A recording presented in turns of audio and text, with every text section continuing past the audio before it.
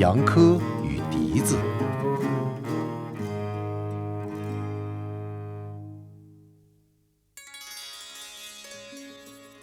从前，在一个非常非常遥远的地方，有一对老夫妻。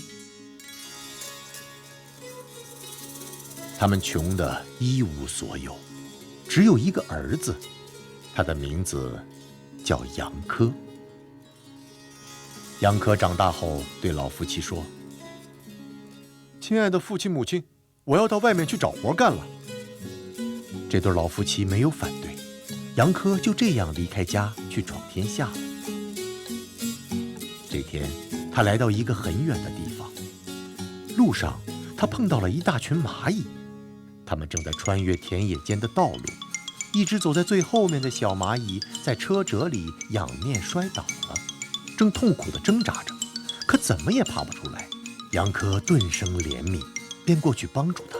谢谢你的好心，来，这个笛子送给你，如果遇到困难，你吹起它，我就会来帮你。杨科把笛子揣进衣兜，继续上路。天黑的时候，他走进一片森林，林中有座小屋，里面住着一位白发苍苍的老大爷。你好，老大爷。你好，有什么事啊？我想找个活干，路过这里想借宿一晚。老人让他在屋里睡了一晚。第二天早上，老人对他说：“孩子，你从这里穿过这片森林，走出去后，你会发现一大片草地，再往后的大海边有一座大山，山上有一个黄金城堡，国王就住在里面。他现在正要找个仆人，你到那里去找活干吧。”杨科谢过老人的留宿和指点，便赶紧上路了。他走出森林的时候，不远处飞起一大群乌鸦。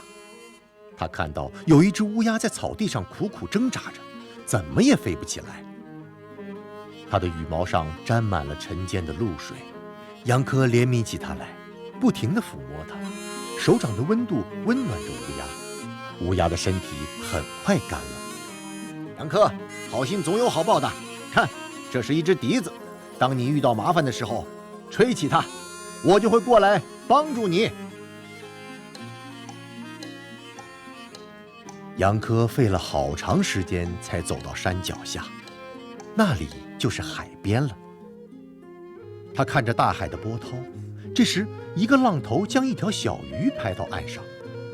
杨科又发了善心，他把小鱼放回到海里。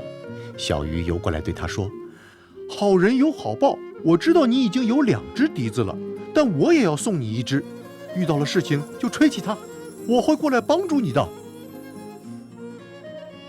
杨科把第3只笛子也揣进衣兜，随后开始爬山了。你这个年轻人想干什么？我想找个活干，尊敬的国王大人。好吧，我这里3天就是1年，给你300福林的报酬，你可以随便吃随便喝，但如果你不照我说的去做，就处死你，成交吗？好的。第1天，太阳落山后，国王把杨科叫过来说：“你到农场那儿去，那里有3垛收割好的稻谷，但谷粒和秸秆都要放在垛子中。明天天亮之前，你得把谷子一粒粒挑出来。如果你做不到，就处死你。”杨科真是心惊胆战，他该怎么办？怎么办呢？这时他想起来，便取出了蚂蚁给他的笛子吹了起来。可不得了，笛声响起后，一下子来了浩浩荡荡、数也数不清的蚂蚁。主人，你有什么难处？哎呀，我的难处可大了。杨科抱怨地讲起国王让他做的事。用不着发愁，我和我的大军们会挑出那些谷粒，而且再堆成堆。事情就这样完成了。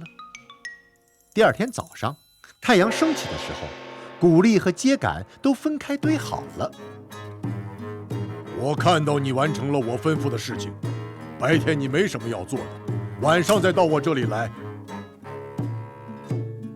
我的仆人，你到城堡脚下去，我的3个女儿在那里玩耍，你要照看好她们，如果出了问题，就得处死你。”杨科来到了城堡脚下那里，他坐在大门口，留意着3个公主。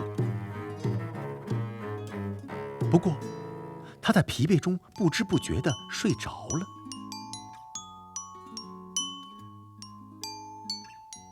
3个姑娘化作乌鸦飞走了。当杨科醒来后，才发现3位公主都不见了，他懊丧不已。这时，他又想起了笛子，他取出了乌鸦给他的那只笛子。亲爱的主人，遇到什么麻烦了吗？哎呀，很大的麻烦。国王让我看好3位公主，但我睡了一会儿，3个人都不见了。不用担心，会找到他们的。来，坐到我的背上，我们一起去。这里有3根缰绳，你拿好了。杨科坐在乌鸦的背上，他们飞了好远好远，一直飞到月亮上。他们发现那3位公主就在月亮上面。乌鸦们将化成乌鸦的3位公主围了起来。杨科用3根缰绳套住了他们的头，带着他们飞回了城堡。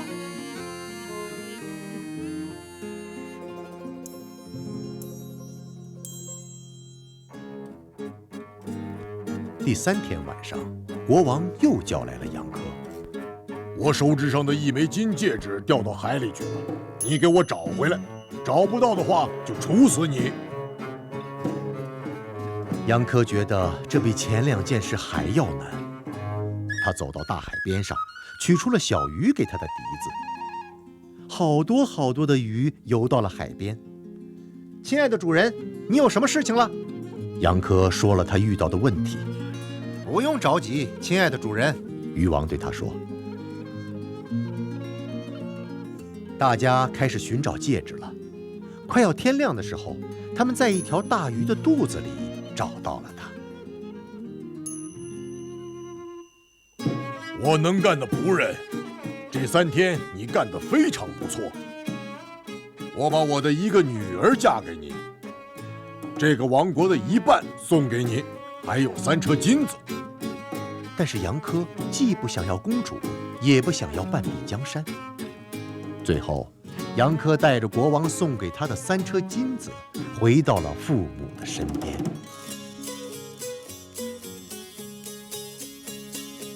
从此，他们一家人幸福快乐地在一起生活着。